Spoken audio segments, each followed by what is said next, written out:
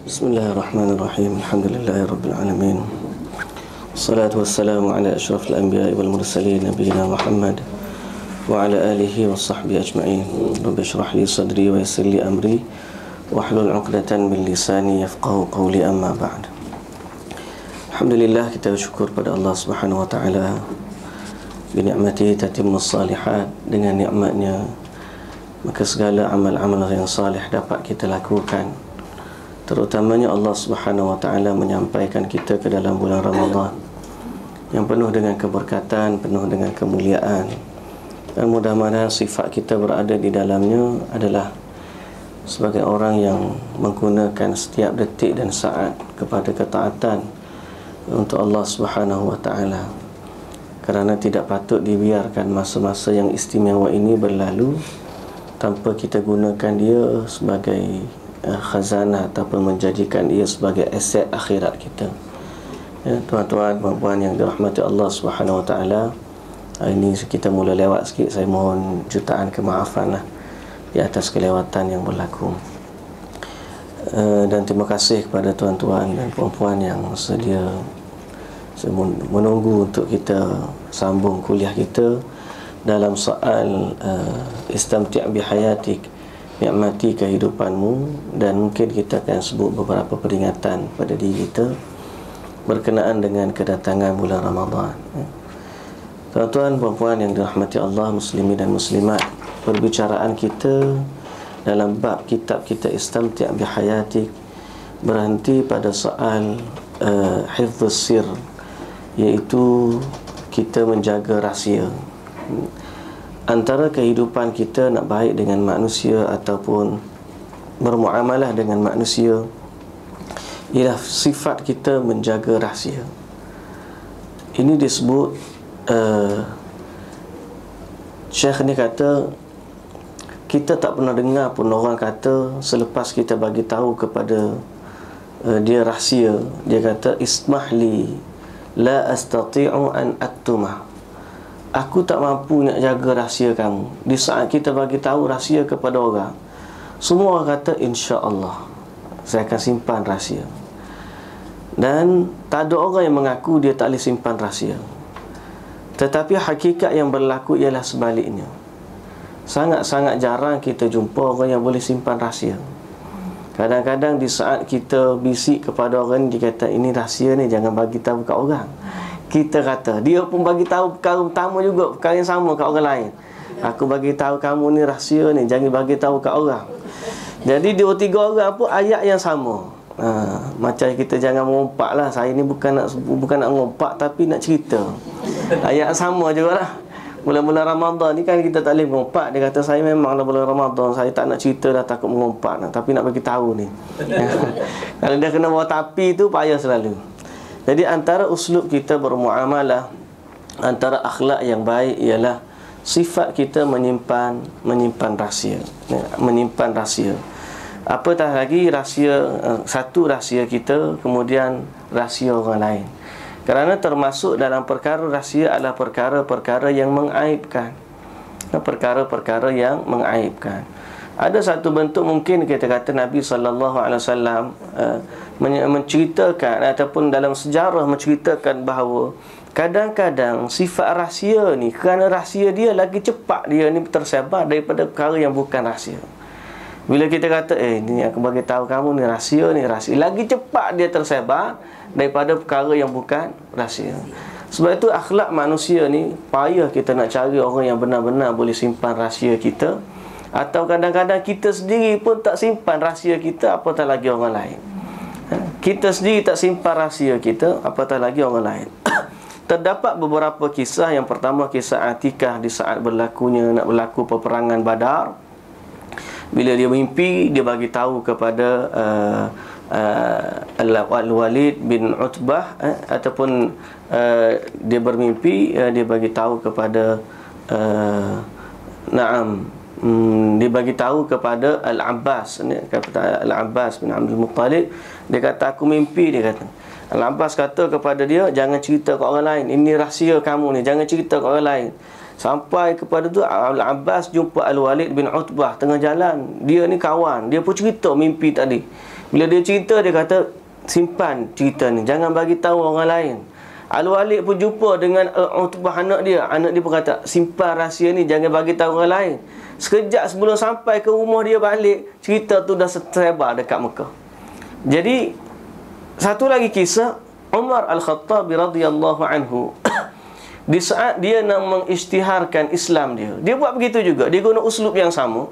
Bila dia kan orang tak tahu dia ni Islam, jadi bila dia nak sebarkan cerita dia masuk Islam, arada an yanshura al-khabar fa aqbala ila rajulin minhum, dia pergi kepada seorang lelaki daripada kalangan Quraisy, dan orang lelaki ni dia tahu sifat dia, kalau siapa berita kat dia memang tak boleh simpan rahsia.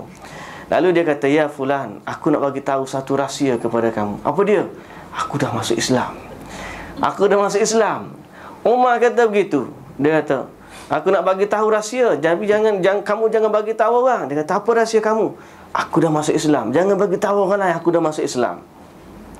Umar kata, tidaklah terbenam matahari hari tersebut, ataupun tidaklah dia hilang daripada pandangan, kecuali semua orang kata, kamu tahu dah Umar dah Islam.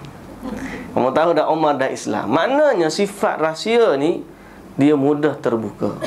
Antara akhlak kita ialah kita menyimpan rahsia. Yang saya nak sebut hari ni ialah rahsia ni ada dua. Satu rahsia diri kita, satu rahsia orang lain. Rahsia diri kita termasuk daripada al-katmu. Dia panggil Bukasir al-katmu, iaitu menyembunyi dan menutup keaiban yang berlaku pada diri kita. Boleh jadi kita ada kesalahan, boleh jadi kita ada perkara-perkara yang kita tak nak orang tahu, dia termasuk rahsia diri. Ada juga rahsia orang yang kedua, ialah rahsia orang lain bagi tahu kepada kita. Dan biasanya perkara-perkara rahsia sebegini dia melibatkan sifat keaiban, ataupun dia melibatkan strategi dan sebagainya dari segi peperangan dan seumpama dengannya. Tetapi akhlak kita ialah kita jaga rahsia. Yang pertama, rahsia kita tentang kita dengan Allah Azza wa Jalla yang bersifat dengan sifat dosa ataupun maksiat. Perkara ini sembunyikan dia. Jadikanlah dia kekal rahsia antara kita dengan Allah Azza wa Jalla. Biarlah dia rahsia. Mungkin ada orang datang nak jumpa dengan kita, ustaz, nak beritahu, ataupun saya ni ada buat salah. Kadang-kadang kalau dia tak berhajat kepada jawapan permasalahan, sekadar nak cerita, kita kata, baik kamu cerita kepada Allah Azza wa Jalla, mengadulah kepada dia. Sebab kalau ada orang yang kedua tahu, kemungkinan ada yang ketiga. Bila ada yang ketiga tahu, kemungkinan ada yang keempat. Akhirnya keaiban itu akan tersebar, menyebabkan kita rasa malu dan susah hati dengan manusia-manusia lain. Tambah-tambah pula kita sekarang ni musim untuk kita bertaubat kepada Allah Azza wa Jalla. Jadi banyakkan kita istighfar. Rahsia antara kita dengan Allah biarlah kekal sebagai rahsia. Nabi SAW bersabda, kullu ummati mu'afa illa muhajirun, illal mujahirun. Semua umat aku ni dimaafkan kecuali orang yang terang-terangan, dia tak simpan rahsia dia. Macam mana? Dia melakukan kemaksiatan pada malam hari, tiba-tiba Allah Azza wa Jalla tutup keaiban dia, bangun pagi esok dia pula sebarkan rahsia dia. Kamu tahu tak semalam aku buat apa? Tak payah bagi tahu pun. Kalau kamu rasa dia adalah satu bentuk kesalahan dan kesilapan, akan mendatangkan dosa, maka tutuplah dia, sembunyikan dia, bertaubat kepada Allah Azza wa Jalla. Dan kita doa kepada Allah, ya Allah, sebagaimana engkau tutup keaibanku di dunia, maka tutuplah keaiban itu pada alam akhirat nanti. Itu rahsia yang pertama, ialah rahsia diri kita. Biarlah kekal dia dengan Allah Azza wa Jalla. Mungkin ada rahsia-rahsia peribadi dari sudut kehidupan kita, mungkin rahsia suami isteri dan sebagainya. Ni kalau boleh carilah orang yang terpilih benar-benar, yang kita tahu dia boleh simpan rahsia untuk kita bertanya dan meminta pandangan daripadanya. Kadang-kadang sebab mengadu dan sebagainya, dia niat dia baik nak tanya masalah, tapi orang yang dengar cerita dia ni menjadikan dia bahan penceritaan pula kepada orang lain. Mungkin atas dasar nak ambil iktibar, mungkin atas dasar nak ambil nasihat dan sebagainya. Tapi kadang-kadang di saat kita menyampaikan maklumat itu, ada sifat tak berhati-hati. Contoh berlaku kes baru ni ada seorang doktor, dia buat satu cerita kes yang dia kendalikan. Lepas tu dia tersalah sebut tempat. Dia tak sebut orang tu fulan bin fulan. Dia kata ayah dia pengurusi surau, mak dia pun AJK, pertubuhan yang aktif dakwah dan sebagainya. Tiba-tiba dia letak di kampung. Jadi kadang-kadang benda tu kita nak sembunyikan, tapi kita tersalah dan terlupa. Sebab tu sifat hati-hati daripada menakalkan, mengindahkan maklumat ini termasuk dalam akhlak yang baik, termasuk dalam akhlak yang mulia. Jadi tak pasal-pasal dia kata lepas daripada tu datang macam-macam serangan pada siapa rasa nak berhenti jadi doktor, dia kata. Sebab apa? Sebab dia tersalah sebut tentang satu sifat. Dan yang dia sebut tu pun bukan nak sebut kepada khalayak ramai. Dia sebut dalam perbincangan tertutup. Dia kata kita ada usrah, kita bincang dan sebagainya. Tapi dia cerita benda tu sebagai iktibar. Tiba-tiba ahli usrah ni tulis nak tak nama dia kat bawah. Kemudian saya barkan. Habis dia semua kena. Tahu kepala tepuk dahi lah dia. Tapi itulah dia. Antara sifat kita paling sukar ialah nak simpan rahsia. Simpanlah rahsia kita dengan Allah Azza wa Jalla. Dan yang kedua, rahsia orang lain yang orang lain bagi tahu kepada kita di atas dasar dia percaya kepada kita. Baik. Itu adab kita, akhlak kita yang pertama. Yang kedua dalam masalah ni hari ni juga ialah antara sifat ataupun akhlak yang perlu ada dalam diri seorang manusia, terutamanya seorang Muslim, ialah qada'ul hajat. Sifat dia suka menunaikan hajat. Menunaikan hajat orang yang berhajat. Menunaikan hajat orang yang berhajat. Kadang-kadang kita tanya, ayu khidmah, apa saya boleh bantu kamu? Apa yang saya boleh bantu? Dia ada hajat, mungkin dia tak malu nak bagi tahu kat kita. Perkara ini dia bukan sekadar satu bentuk adab dan juga akhlak pada manusia, tetapi dia merupakan sebahagian daripada bentuk syariat yang dibawa oleh Nabi sallallahu alaihi wasallam. Allah Subhanahu wa taala berfirman, wa ahsinu innallaha yuhibbul muhsinin. Berbuat baiklah pada manusia. Sesungguhnya Allah menyukai orang yang berbuat baik. Allah menyukai orang yang berbuat baik. Adapun Nabi sallallahu alaihi wasallam, apa pula kata Nabi sallallahu alaihi wasallam? Disebut bahawa dia kata, kalau aku berjalan dalam membantu urusan saudaraku, lebih aku sukai daripada aku duduk di masjid beriktikaf. Wa man kana fi hajati akhihi kana Allahu fi hajati. Siapa yang senantiasa membantu saudaranya, maka Allah akan membantu dia. Wallahu fi aunil abdi ma damal abdu fi auni akhi, atau ma kana al abdu fi auni akhi. Allah ni dia akan bantu seorang hamba tu selama mana hamba tu dia bantu orang lain. Selama mana hamba tu bantu orang lain. Kadang-kadang kalau kita nak kata kita nak sembuh, kita sakit dan sebagainya, antara kita sebab untuk kita minta tolong dengan Allah ialah kita bantu hamba-hamba Allah. Kadang-kadang waktu dulu saya ingat saya pernah cerita kot di sini, bahawa di saat anak kita sakit, kita ikhtiar macam-macam cara nak suruh dia sembuh. Tak sembuh-sembuh juga.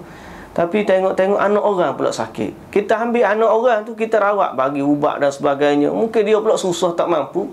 Dan kita minta, ya Allah, aku tolong anak orang ni, kamu tolong pula anak aku. Dan Alhamdulillah, pernah kita rasakan kesan itu benar-benar berlaku. Di saat kita tolong seorang hamba Allah, Allah Azza wa Jalla menolong kita. Nabi sallallahu alaihi wasallam, Nabi sallallahu alaihi wasallam, kana sallallahu alaihi wasallam yamshi fi at-tariq fatawaqqafahu al-jariyah wa taqul li ilayka hajah fayaqifu ma'aha hatta yasma'u hajataha wa qad yamdi ma'aha ila baiti sayyidiha liyaqdiha laha. Nabi sallallahu alaihi wasallam pernah ada seorang budak perempuan, budak hamba perempuan, budak yang mana tengah-tengah Nabi jalan, dia kata, ya Rasulullah, aku ada hajat nak cakap dengan kamu. Nabi berhenti. Nabi dengar hajat dia. Kadang-kadang kalau dia bawa jumpa dengan tuan dia, Nabi ikut dia sampai bertemu. Apa hajat yang Nabi boleh tolong selesaikan hajat individu itu dengan tuan dia. Bal kana sallallahu alaihi wasallam yukhalitu wa yasbiru ala adahum. Kana yu'amiluhum binafsin rahimah wa 'ainin dami'ah wa lisanin da'in wa qalbin 'atuf. Kana yash'uru annahu huwa wa hum jasadun wahid. Nabi ni bila dia bercampur dengan manusia, apa saja hajat manusia dia sabar. Kalau orang datang mengadu kepada dia sekalipun, dia dengar. Kalau dia mampu bantu, dia bantu. Kerana sifat Nabi bergaul dengan sahabat dia seperti jasad yang satu. Dia kalau dia sakit, dia ziarah dan sebagainya. Kalau dia sedih, Nabi sedih. Kalau dia sakit, Nabi juga rasa kesakitannya. Sehingga Nabi SAW pernah, kalau ada orang susah, baginda tak akan biarkan mereka ni, walaupun Nabi tak boleh bantu, Nabi akan minta orang lain bantu.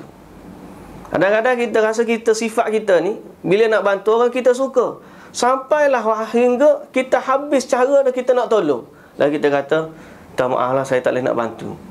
Padahal ada satu lagi bentuk bantuan, ialah kita perkenalkan pula kepada orang yang boleh bantu dia. Sebab kadang-kadang orang yang susah dia buntu, tak tahu nak pergi ke mana. Kita tahu siapa yang boleh bantu dia. Kita jangan kata saya tak boleh bantu awak, berhenti setakat tu. Kita kata, tapi insya-Allah saya tahu siapa yang boleh bantu awak. Ambil nombor telefon ni. Mana kita telah bantu memperkenalkan kepada orang yang boleh bantu. Atau kita rasa mungkin kadang-kadang kita kata tak apalah, nanti bagi tahu kat dia ni kawan saya. Padahal bukan siapa-siapa pun, kita pun tak pernah kenal dengan dia. Kata ni ada saudara saya minta tolong. Padahal dia bukan siapa-siapa. Cuma kita nak guna dia panggil wasilah yang ada pada kita, hubungan kita dengan orang tu, kita minta untuk dia tolong atas dasar tolong kita. Mana sebahagian daripada sifat bantu. Nabi SAW satu hari Nabi duduk di masjid dengan sahabat-sahabat Nabi SAW. Tiba-tiba Nabi tengok ada satu kumpulan sawadan muqbilan alaihi ala min ba'id. Satu kumpulan manusia yang datang daripada jauh, datang dekat dengan masjid Nabi. Nazara ilaihi, Nabi tengok kepada mereka. Tiba-tiba mereka adalah golongan satu kaum yang fakir, yang datang daripada Mudar. Fakir sungguh. Mudar ni duduk sebelah daripada Najd. Baik, insyaAllah narakum insyaAllah khair. Ana mutaakhir شوية يعني اليوم. طيب إن شاء الله كان صامتا إن شاء الله. Jadi Nabi tengok dia jauh tu orang fakir. Fakir yang mereka ni, mereka hanya ijtabun an-namar, an-nimar, an-namar. Dia kata pakaian mereka pada waktu tu, an-namar ni bukan baju. Kalau kita ni baju ada jahit. Dia kata orang yang susah dulu, zaman dulu, bila dia susah, benang pun tak ada nak jahit. Apa dia buat? Kalau kain ni, kain besar macam ni, dia tebuk dia tengah. Bila tebuk tengah, dia masuk kepala dia, kemudian dia balut tubuh dia macam tu. Ni dia panggil orang memang tak ada jahitan, tak boleh nak jahit. Jadi satu kumpulan ni fakir mari dengan pakaian begitu. Kain satu lubang masuk kepala, kemudian balut tubuh dia. Nak berjalan dia pegang. Itu sifat mereka. Sebab apa? Fakir. Wa kanu min aqbalu qad ijtabu an-namar taqalladu as-suyuf wa laysa alaihim al-azar wala syai' ghairuha, la amamah wala sarwil wala rida. Laysa alaihim, tak ada kain pun tak ada. Dia kata tak ada serban, tak ada sirwal, tak ada rida, tak ada apa melainkan selai kain yang tebuk tengah pakai. Maknanya orang sangat fakir. Sampai bila datang jumpa Nabi SAW, Nabi tengok dia orang ni, Masya Allah, penatnya lagi, pakaian tak ada, lapar lagi. Nabi bila tengok orang begini, berubah wajah Nabi. Berubah kenapa? Kerana Nabi rasa orang ni susah dan Nabi merasai kesusahan mereka. Fadakhala baitahu al-akhir wa kharaja yabhath yaltamisu syai'an lahum falam yajid. Thumma raha ila al-masjid fa shalla adh-dhuhr. Nabi balik cari dalam rumah dia, tak ada apa nak bagi. Kan rumah Nabi ni memang tak ada apa nak bagi. Rumah kita ni banyak benda nak bagi, cuma tak bagi. Sampai-sampai bila dah cukup 10 tahun, nak orang minta dulu kita tak bagi, hari ni kita buang pasal apa? Tak tahu nak guna buat apa dah. Nah. Zaman dulu kemain dah beli pinggang, makuk, apa akopal, akorok, macam-macam. Akhir sekali dalam mari cantik, bila masa nak guna ni, keluar pula baru, mari apa korek pula dah. Apa dia pula? Mari pula pirate lah apa dah. Macam-macam lah je ni. Hari tu tak up to date dah. Tak sempat guna dah. Bila bagi kat orang apa tak tahu mana dah. Jadi kadang-kadang sifat kita tu begitu.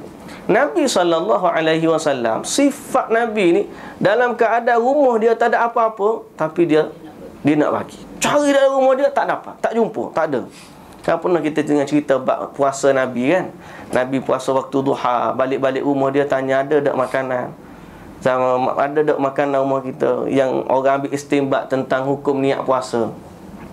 Kan niat puasa ni kita kata orang nak belajar wai itu saum maghad. Ada lagu semalam. Saya balik daripada tu bukan balik, nak pergi Bangi semalam.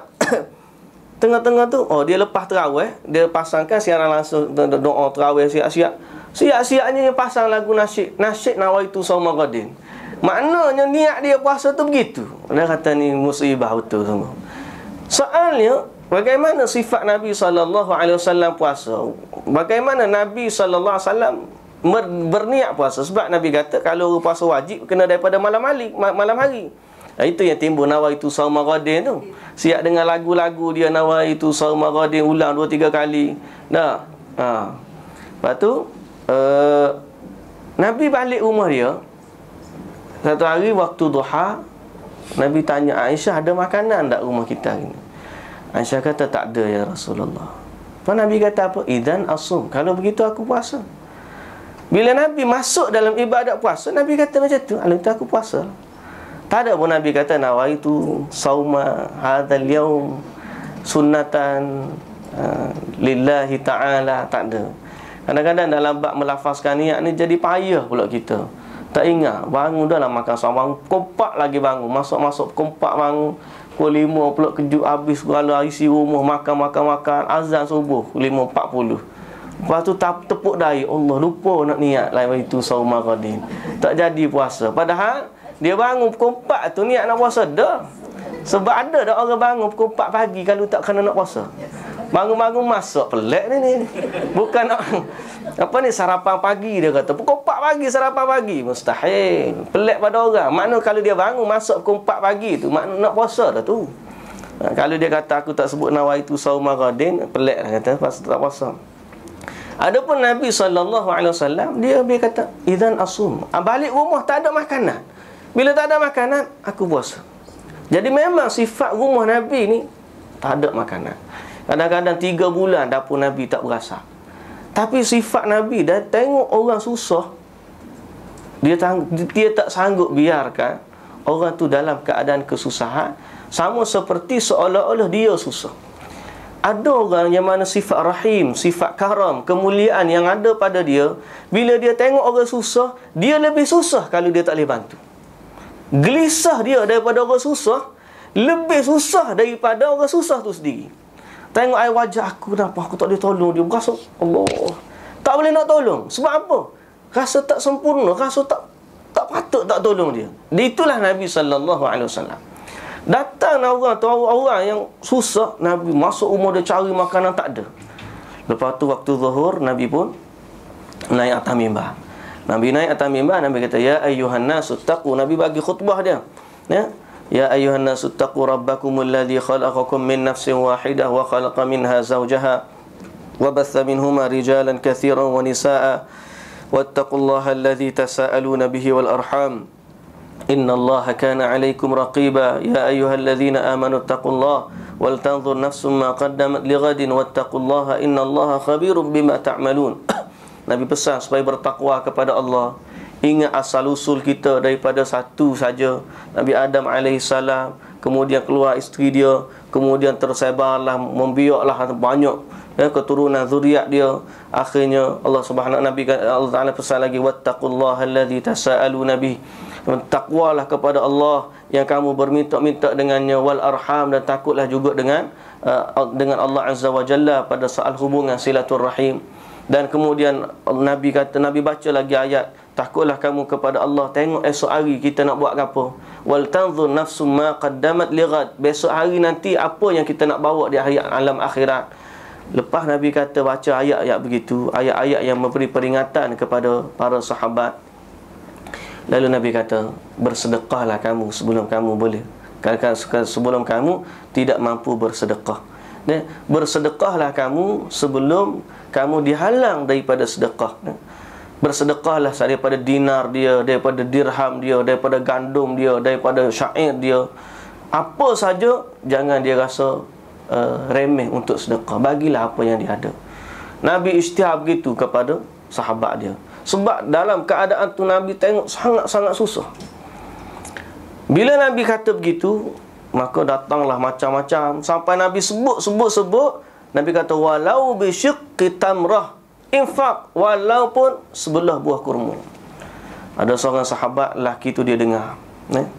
Bila dia dengar, datang dia bisurrah daripada sepenuh tangan dia ni, bawa satu bekas. Kemudian dia bagi kepada Nabi SAW, infak untuk dia orang tu. Satu bejana, satu bekas daripada kurma. Nabi SAW bila tengok tu, gembiranya Nabi. Dan Nabi SAW kata, man sanna sunnatan hasanah fa'amila biha kana lahu ajruha wa mithlu ajri man amila biha kana lahu ajruha wa mithlu ajri man amila biha la yanqusu min ujurihim syai'. Nabi kata, kama qala Nabi sallallahu alaihi wasallam, siapa yang mulakan satu sunnah yang baik lalu dia beramal dengannya, dia dapat pahala, dan pahala orang yang beramal ikut sunnah dia. Hadis tadi cerita bab sedekah tadi. Sebab tu kita kalau nak faham hadis dalam bab sunnah yang hasanah dengan sunnah yang sayyi'ah ni, ada yang kata man sanna sunnatan hasanah, siapa yang memulakan satu sunnah yang baru, yang baik. Sehingga dia kata hadis ini sebagai hujah. Ada orang yang kata bolehnya mereka-reka satu amalan baru. Sebab Nabi kata begitu, man sanna sunnatan hasanatan, siapa yang memulakan sunnah yang baru, maka dia dapat pahala, dan pahala orang yang buat selepas daripada dia. Jadi dia kata bolehlah kita buat benda baru dalam agama. Sebab Nabi kata begini. Jawapan dia tak boleh. Sebab apa? Sebab yang pertama sekali, Nabi sebut ni kepada benda yang memang dia suruh, bukan benda yang dia tak suruh. Memang Nabi suruh kan sedekah ni masa ni. Jadi sahabat ni memulakan apa yang Nabi suruh di saat orang lain belum buat lagi. Bukan memulakan apa yang benda Nabi tak suruh pun. Kalau buat benda yang Nabi tak suruh pun, ada hadis lain yang Nabi tak bagi.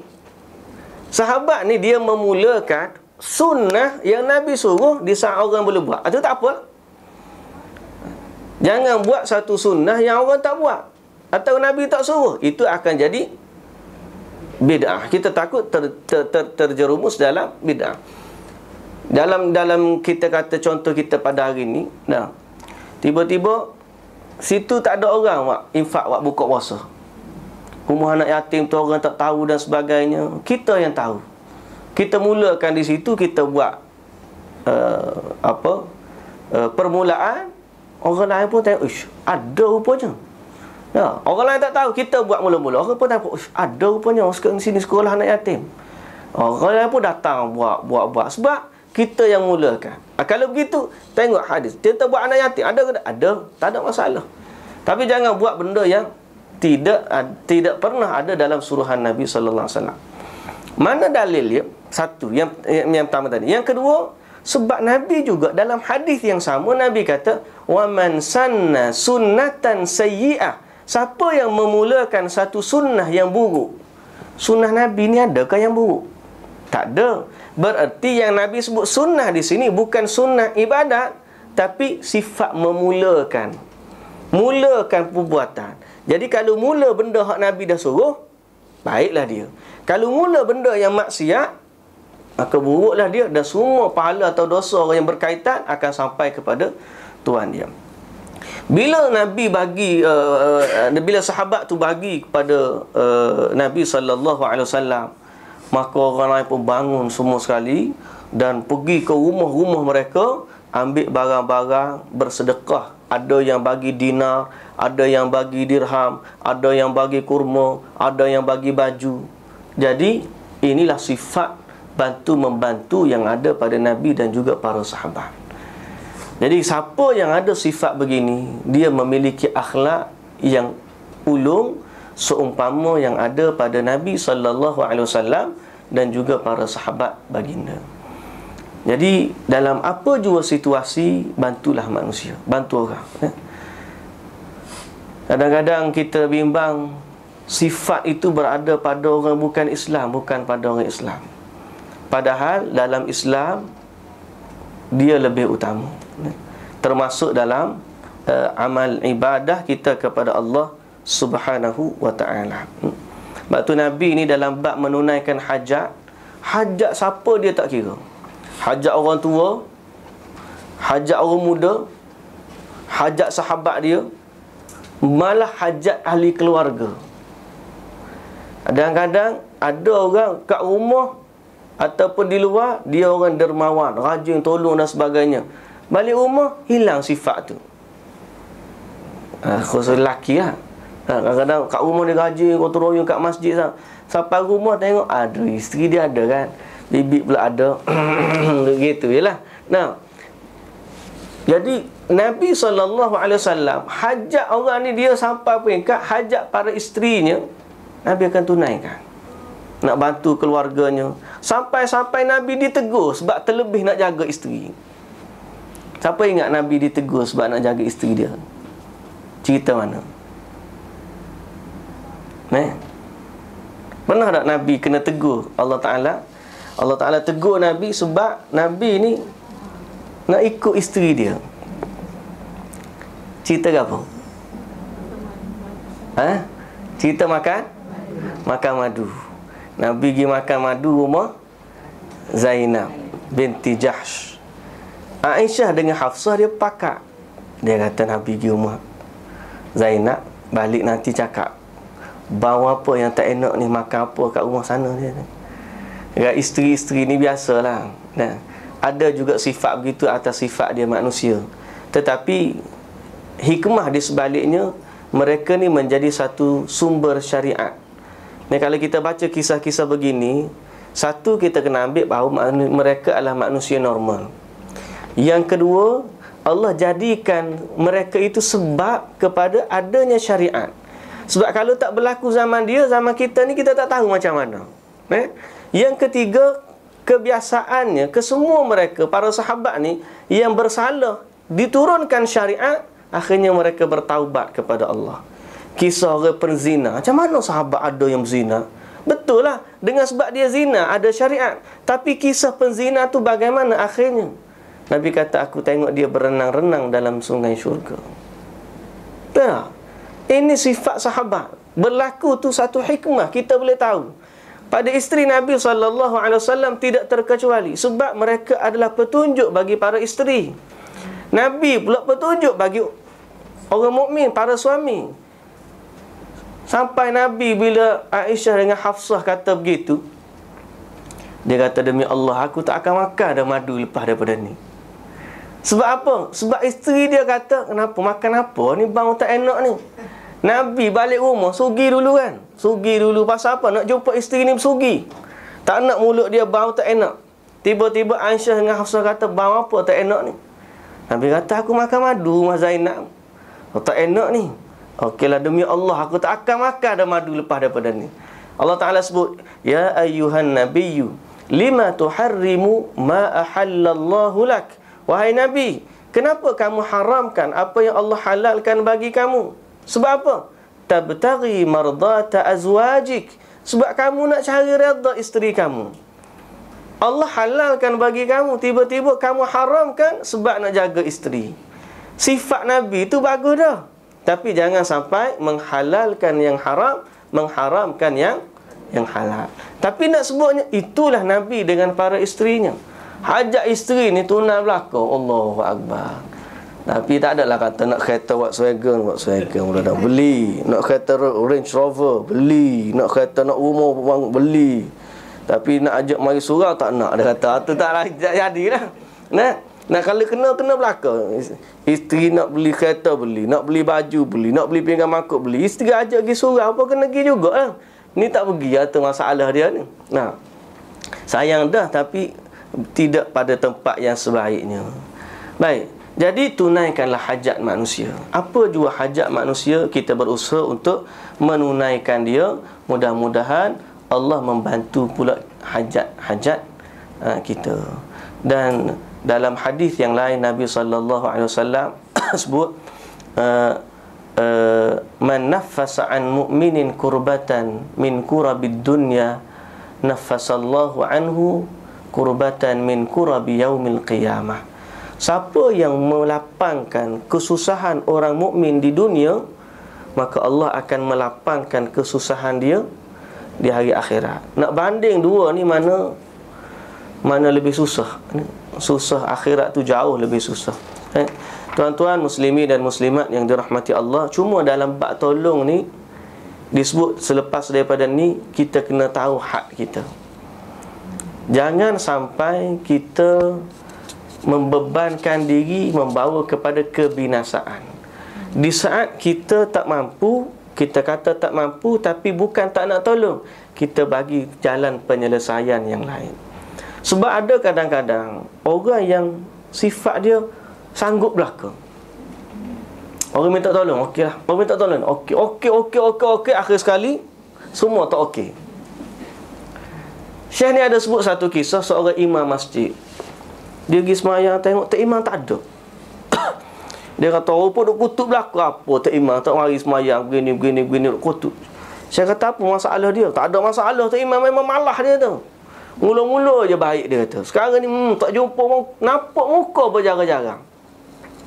Saya kata aku rasa dia ada masalah ni. Daripada duduk kutub baik pergi tanya. Dia pergi tanya apa cerita. Akhir sekali dia dapat jawapan. Mula-mula dia orang ni orang sangat tolong, suka tolong orang. Jadi bila dia duduk kat masjid jadi tok imam, macam-macam lah orang datang minta tolong. Nama pula imam masjid. Hak ni dia pun sanggup, hak tu pun sanggup, hak ni sanggup. Akhir sekali sampai dia tak mampu. Tapi nak tolak rasa tak tergamuk. Ada orang sifat dia begitu. Dah. Tapi akhirnya dia kata bila dalam sampai dia tak mampu, hak ni tanya, macam mana hak mu janji hari tu tak ada pun, hak ni pun tak ada pun tak. Semua tak ada, sampai peringkat dia malu nak jumpa dengan orang. Sampai peringkat dia tak keluar jadi tok imam. Sebab takut-takut lepas salam orang salam, Assalamualaikum tok imam, apa cerita hak dulu janji. Sebab dia telah sanggup benda yang dia tak mampu. Jadi ambillah iktibar, la yukallifullahu nafsan illa wus'aha. Allah sendiri pun tidak membebankan seseorang kecuali dalam kemampuan dia. Hatta dalam bab kita nak tolong, nak bantu manusia, tengok kemampuan yang ada pada kita, jangan sampai kita pula terbeban. Sebagaimana sedekah, Allah Ta'ala kata wala tabsut yadaka ila unuqi dalam surah Al-Isra tu, fataq'uda maluman mahsura. Jangan kamu melapangkan semua harta benda kamu infak belaka sehingga kamu sendiri pula akhirnya akan duduk merempak minta dengan orang. Jangan. Ada had, ada limit yang dibenarkan oleh agama, ada perkara-perkara yang Allah Subhanahu Wa Taala suruh kita jaga hak dia. Jadi Nabi SAW dalam bab ni cubalah. Nabi memang suka bantu, tapi ada had yang kita rasa bila tak mampu, bukan sampai kita ni membebankan diri kita dengan tak. Cuma kita cari jalan mana macam Nabi. Dia kata kalau dia tak boleh bantu, dia minta tolong sahabat dia. Ada tetamu yang datang, Nabi, aku tak ada makanan. Nabi tanya sahabat dia, siapa dia yang boleh bantu? Dia ni tetamu aku tapi tak ada makanan rumah aku. Siapa boleh ambil dia sebagai tetamu, ganti aku? Ini sifat Nabi SAW. Jadi kalau dia tak boleh tolong orang, dia pula minta tolong dengan orang untuk tolong. Dan biasanya sifat orang yang suka membantu, dia akan mudah dibantu.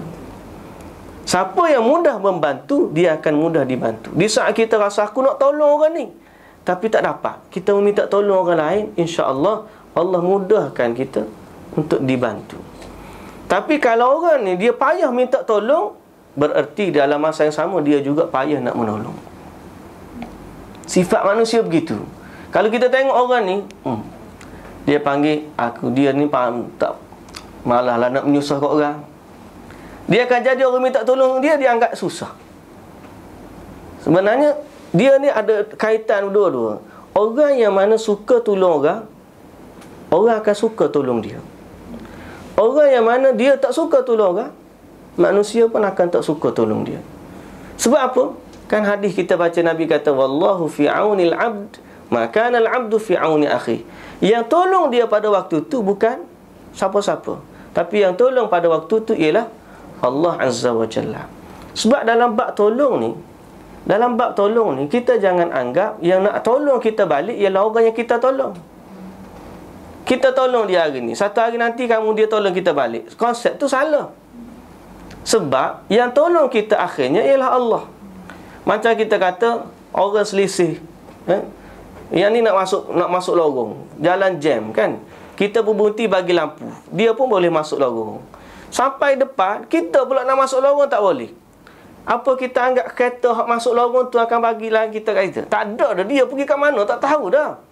Tapi yang bantu kita pada masa tu ialah Allah. Allah gerakkan mana-mana kereta yang ada masa tu, dia pula akan bagi laluan kat kita. Itulah sifat bantuan Allah. Allah Azza wa Jalla, bila kita nak bantu kerana Allah, yang bantu kita akhirnya ialah Allah. Sebab tu orang yang suka membantu, dia akan mudah dibantu. Jadi di saat kita tolong orang ni dalam hal ni, kita susah dalam bab lain, ada yang orang bantu dalam bab tu. Jadi tunaikan hajat-hajat manusia. Kalau ada kesusahan, kalau ada mereka rasa payah, kita permudahkan bagi dia. Cuma kita kata tadi, hak dia jangan sampai kita tak mampu nak tanggung. Syekh ni dia cerita satu hari ada seorang jumpa dengan dia. Syekh, aku nak minta tolong. Kata, apalah, tak boleh Syekh, tak apalah, aku nak jumpa seorang-seorang. Okeylah. Lepas tu, bila jumpa mana Syekh? Kamu ada kuliah kan? 200 kilo daripada di Riyadh tu ada kuliah. Dia kata ada. Dia kata apa, aku jumpa besok lepas daripada kuliah. Maknanya orang ni sanggup pergi ke sana. Jauh dia jumpa dia. Siapa-siapa habis kuliah ada sungguh kawan ni, nak minta tolong. Dia kata apa? Dia kata, aku ada saudara ngaji tak tinggi, kat sekolah rendah je. Ada tak kerja, nak minta tolong bagi kerja, kesian kat dia. Syekh ni mikir, nak minta tolong kat sekolah rendah je. Orang yang dapat degree pun payah nak tolong, apa lagi orang sekolah rendah. Dia fikir, tu je hajat kamu. Dia tu lah. Dia fikir sekejap. Dia kata, ya fulan, aku benarnya bukan tak nak tolong, tapi dia kata aku rasa takut aku tak mampu nak tolong. Dia kata, kalau boleh cari orang lain tak apa, ataupun sama-sama. Kalau dah jumpa satu kerja tu, ataupun dia kata aku tak mampu, dia kata, Syekh tolonglah. Dia kata ni ada kertas nama dia, Syekh ambil kertas ni, bubuh dalam poket.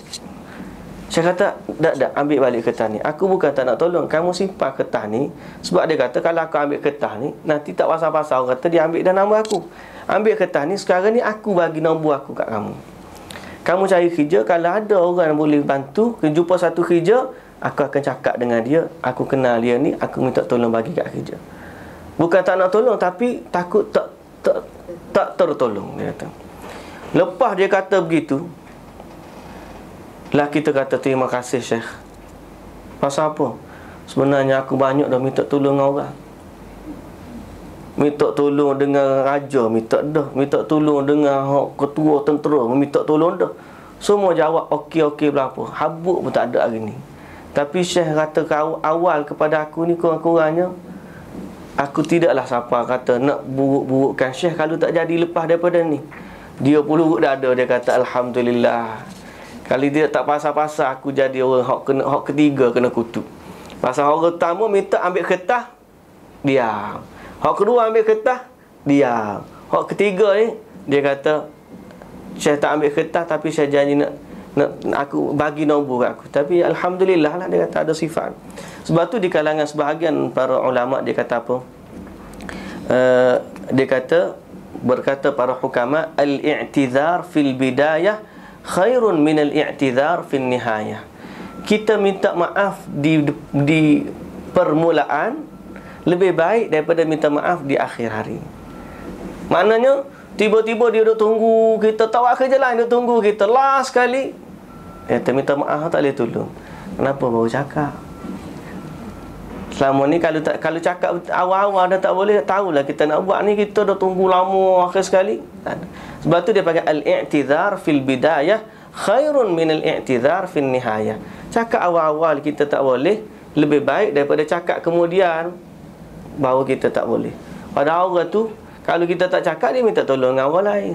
Kadang-kadang sebab kita sanggup nak minta tolong, dia nak minta tolong dengan orang pun, nanti aku minta tolong ni, dapat pula kawan ni jadi petindih pula. Nah, takut pula dia dua orang nak minta tolong dalam satu masa. Orang ni dapat. Jadi tak tahu ke mana satu. Baik hang kawan kata, al-i'tizar fil bidayah khairun min al-i'tizar fi an-nihayah. Baik. Jadi tuan-tuan muslimin dan muslimat yang dirahmati Allah Subhanahu wa taala sekalian, itulah beberapa bentuk akhlak yang ada dalam perbicaraan kita pada hari ini, yang mana nanti insya-Allah kita akan sambung pada pertemuan yang akan datang. Cuma sedikitlah berkenaan dengan Ramadan, yang saya kira sudah banyak orang bagi peringatan tentang Ramadan. Tetapi ambillah bahawa Ramadan ini satu fursah, satu peluang yang Allah Azza wa Jalla bagi kepada kita. Makna setiap hari yang umur kita bertambah, ia adalah peluang Allah Azza wa Jalla bagi kepada kita waktu untuk kita beramal ibadah. Dalam Ramadan ataupun dalam bab ibadah, secara khusus Ramadan, kita kena ada satu sifat dipanggil al-mujahadah. Mujahadah ni apa dia? Mujahadah ni ialah berjuang. Atau dalam bahasa orang putih ni panggil, kalau anak-anak kita dia panggil struggle. Memang kita payah nak buat amal ibadah, kena struggle nak buat. Macam orang belajar, malam nak periksa ni, malam tu kalau nak baca dengan kopinya, dengan keropoknya, dengan makanan ringan, pasal tak nak tidur. Sebab kalau aku tidur tak baca. Kita dalam Ramadan ni kena struggle macam tu juga. Iaitu kita nak baca Quran contohnya, tak nak tidur. Macam mana? Takkan nak buat kopi juga kot tengah-tengah puasa ni. Maknanya kalau dia nak baca Quran, dia rasa mengantuk, dia bangun, baca sambil berjalan, lepas duduk sekejap, kemudian. Sebab apa? Para salafus salih dalam ibadah Ramadan ini, mereka tidak berehat melainkan hanya ketika perlu sahaja. Kita kena ada satu sifat mujahadah. Maknanya kita berjuang untuk beramal. Sebab kalau kita nak tunggu amalan ni datang, dihamparkan kapet merah, kita rasa aku ni, oh alhamdulillah seronoknya nak buat ibadat, tak ada halangan. Memang nafsu ni sifat dia menghalang ibadah. Di saat kita nak buat, ada je dalam hati kita rasa tak senang dan sebagainya. Jadi kita perlu kepada satu sifat mujahadah, berjuang untuk beramal, untuk beramal. Yang pertama. Yang kedua, memang ada satu tahap bahawa amalan ini kita nak kemanisan ibadah. Di saat kita rasa manisnya beribadah, masa tu beban akan berkurang. Tapi sebelum kita sampai kepada darjat manisnya ibadah, maka masa tu macam-macam kita. Mana ada orang yang tiba-tiba lahir-lahir, tiba-tiba dia rasa manis tu ibadat dia? Tak ada. Seorang manusia ni bila beribadah, dia kena lalu step-step dia. Step yang pertama mungkin step hak dia buat dosa, dia buat salah. Step yang kedua, bila dia bertaubat, dia buat ibadat, hati tak tenang sebab masih ada kesan-kesan dosa dalam hati dia. Kemudian dia kena terus menerus. Jangan kata aku tak berasa makni pun ibadat berhenti. Tak. Kita kena berusaha. Walaupun kita rasa aku baca Quran tak tenang. Orang lain baca Quran aku tengok tenang, aku baca Quran tak tenang. Kenapa Quran tak menenangkan aku? Jangan berhenti situ, baca. Sebab kita ni nak sesuatu kita kena berlatih. Samalah dengan ibadah. Ibadah ni dia tidak sempurna pada saat pertama kita buat. Orang kata apa? Practice make perfect. Biar korang lagu putih kata. Bahasa kampung saya lagu lain. Kalau rakyat tak faham lagu. Maknanya setiap kali kita nak ibadat kita sempurna, tapi mesti dilalui tahap-tahap dia, latihan. Tuan-tuan ingat orang yang bila kita baca orang boleh khatam, Imam Asy-Syafi'i khatam Quran sebulan 60 kali, 2 hari sekali, satu pagi, satu malam, siang sekali, malam sekali. Bulan Ramadan 60 kali. Kita kata hebat. Anggap dia ni lahir tu boleh baca gitu lalu dah. Dah. Tuan-tuan yang dirahmati Allah, Ramadan ni dianggap madrasah. Kalau kita kata madrasah, ada sistem naik kelas. Habis kelas 1 naik kelas 2, habis kelas 2 naik kelas 3, habis kelas 3 naik kelas 4. Manusia ni dalam bab sekolah asyik naik kelas. Bila naik kerja, bila masuk kerja ada naik pangkat. Kerja ada ikut sistem markah, ada ikut sistem tahun. Automatik naik gaji. Tapi dalam soal ibadat, kenapa yang kita ni tak naik-naik? Sedangkan madrasah Ramadan ni, kalaulah kita anggap setiap tahun Ramadan itu satu kelas, bererti Ramadan kita kali ni, kalaulah umur kita dah 30 tahun, kita sudah bertemu dengan Ramadan paling-paling waktu kita aqil, kita sudah umur kita 10 tahun, dah 20 tahun dah Ramadan kita. 20 tahun ni, kalau kita nak tahu kita ni naik kelas ke tak naik kelas, kita tengok hasil dia. Kalau Ramadan kita tahun ni dengan tahun lepas, tahun ni lebih baik, bererti Ramadan tahun lepas tu berjaya. Kalau Ramadan tahun lepas tu lebih baik daripada tahun sebelumnya, bererti Ramadan sebelumnya kita berjaya, sebab boleh naik kelas. Tapi kalau Ramadan yang ada pada kita ni sama dengan Ramadan umur kita 10 tahun, kita duduk kelas tu je lah. Selama 20 tahun Ramadan kita gagal. Nak ke tak kita, kalau Ramadan kita itu tidak memberi makna apa-apa dalam kehidupan kita. Kita tunggu lama dah Ramadan. Daripada Syakban, daripada Rejab, bahkan daripada sebelum ni. Cerita Ramadan nak sampai, tiba-tiba sampai bulan Ramadan, hari ni hari ketiga dah, kita masih lagi senyum. Orang lain baca Quran sampai 5, 6 juzuk, 10 juzuk, kita baru 3 muka surat. Kita kena ada mujahadah dalam beramal. Bermujahadahlah dalam beramal. Beristighfar kepada Allah Azza wa Jalla. Cari ruang-ruang yang jangan biarkan masa tu berlalu dengan sia-sia. Bila kita bangun makan sahur. Sahur ni memanglah nama dia makan sahur ni bukan sebab kita makan tu, makanan tu nama sahur, tapi sebab kita makan waktu tu sahur. Jadi seperti makan pagi, kita tak makan pagi, kita makan nasi tapi waktu pagi. Betul tak? Ada tak orang makan malam? Tak ada dah malam, pasal kena makan. Dak makan malam tu dinamakan makan malam sebab makan pada waktu malam. Sahur ni ialah waktu tu, waktu sahur. Waktu tu waktu sahur. Disebut bahasa Arab as-sahar. Jadi kalau tidak kerana makan pun, waktu tu memang waktu istimewa.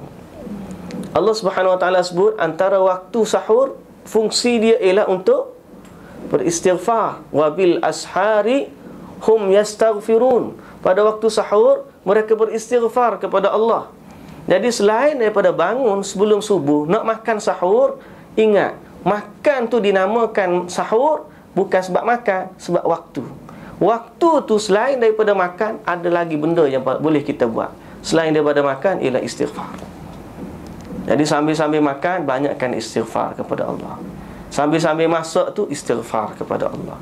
Siapa makan, istighfar kepada Allah. Banyakkan istighfar pada waktu sahur, kerana sesungguhnya waktu itu waktu mujarab, mustajab doa, dan juga diampunkan dosa oleh Allah Azza wa Jalla. Dalam solat kita pun struggle. Kita bukan maknanya kita bermujahadah, dalam sedekah kita mujahadah, waktu kita nak bagi infak duk mikir nanti raya ni nak beli banyak perkara lagi. Dah, lansir tak beli lagi, sofa tak beli lagi, dan bagi ke kurang, tak cukup nak bagi. Nak beli tu, nak beli ni, banyak benda nak bagi baju raya. Mujahadah, bagi. InsyaAllah Allah bagi orang lain, nanti depan hari adalah pula. Tuan-tuan yang dirahmati Allah, masa ni waktu kita mujahadah ni sekejap je. Habis-habis tengok 30 hari dah Ramadan. Sama ada kita memilih untuk berehat atau kita memilih untuk bersusah payah, semuanya sekejap. Ustaz Armin Halim Naru tulis dalam kitab dia yang pagi tadi kita buat daurah dekat Masjid Mustaqim. Dia kata perhatikan orang yang lawan Allah. Mereka lawan Allah Azza wa Jalla, tapi kisah mereka hanya tinggal cerita je. Tuan-tuan tu hari ni jadi apa? Duduk dalam azab sengsara.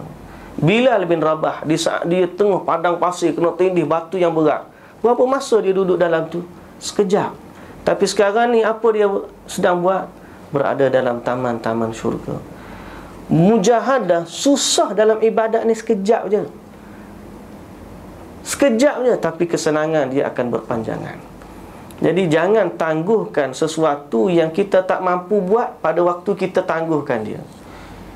Hari ni kalau orang ajak jom kita baca Quran, mak saya nak rehat. Tangguh baca Quran untuk rehat. Jangan, sebab apa? Sampai saat kita nak buat amal, meninggal dunia, yang baca Quran tu tak boleh nak buat dah. Tapi kalau kita tangguhkan rehat, lepas mati boleh rehat. Boleh. Kalau tangguhkan amal ibadat, lepas mati boleh ibadat? Tak boleh. Tapi kalau tangguhkan rehat, orang nak berehat ni, tangguhkan rehat. Ulama dulu banyak tangguhkan rehat mereka. Bila orang tanya kenapa tak berehat, nanti aku nak rehat tempat yang aku boleh rehat sepanjang-panjangnya. Mereka menangguhkan kerehatan mereka pada saat yang mereka boleh berehat. Tapi kita menangguhkan ibadah kita sampai ke waktu yang kita tak boleh beribadat. Orang tangguhkan ibadat, nak pergi ke mana? Sampai mati, dia tak boleh ibadat. Tapi orang tangguhkan rehat, bila dia sampai dia meninggal, dia boleh rehat sepanjang-panjangnya. Dia bersusah payah dalam ibadat ni sekejap saja, tapi kesan dia berpanjangan sampailah kita berada di alam akhirat nanti. Jadi mudah-mudahan Allah merahmati kita semua. Apa yang baik dari Allah, yang tidak baik daripada kelemahan saya.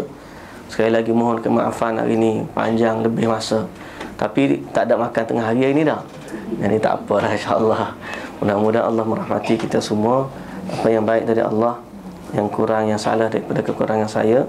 Subhanakallahumma bihamdik, asyhadu an la ilaha illa anta, astaghfiruka wa atubu ilaik. Assalamualaikum warahmatullahi wabarakatuh.